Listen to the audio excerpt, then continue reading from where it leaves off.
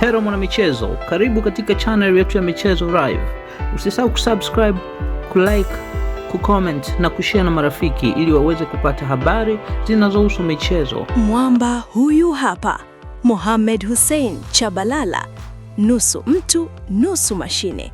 Huenda nyota huyu wa Simba akaonekana wa kawaida kwa macho ya wengi, na hii ni kutokana tu na utamaduni uliojengeka kwa mashabiki wa soka hapa nchini kuwa na tabia ya kumchoka mtu hata bila sababu za msingi. Lakini muangalie vyema, huyu jamaa ni mashine. Miaka 10 Simba ni kama kacheza msimu mmoja, hachoki, hang'oki. Wapo wachezaji wengi wanaoimbwa ndani ya Simba kutokana na uhodari wao, na siku zote wamekuwa ni washambuliaji zaidi bila ya kuangalia nafasi nyingine na mchango wa mtu. Ingawa kama ulikuwa hufahamu, Chabalala anastahili kupewa maua yake.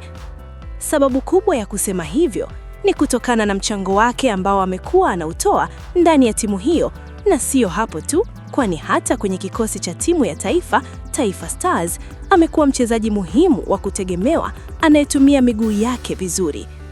Kuonyesha kama sio mtu wa utani, nyota huyu amekuwa hana mshindani katika kikosi cha Simba, hali inayosababisha mastaa mbalimbali wanaosajiliwa ili kushindania naye nafasi wamejikuta wakiondoka au wakisotea benchi kutokana na ubora wake. Chabalala sio mtu wa kujikweza au kujiona, ila anachokifanya ni kuhakikisha nafasi anayopewa uwanjani anaitendea haki bila kujali, tofauti na wachezaji wengine ambao wamekuwa wanalewa sifa mapema na kujikuta vipaji vyao vikiyeyuka haraka.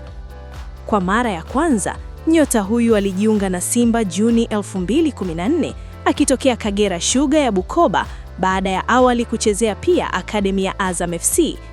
Kwa sasa ana miaka 10 ndani ya kikosi hicho cha Msimbazi na amekuwa na ubora ule ule wa kiwango chake licha ya kuletewa wachezaji mbalimbali wa ndani na nje ya nchi, ila walichemka mapema na kumwacha nyota huyo akiendelea kupeta hadi sasa. Wachezaji walioletwa kikosini Simba wanaocheza nafasi yake ya beki wa kushoto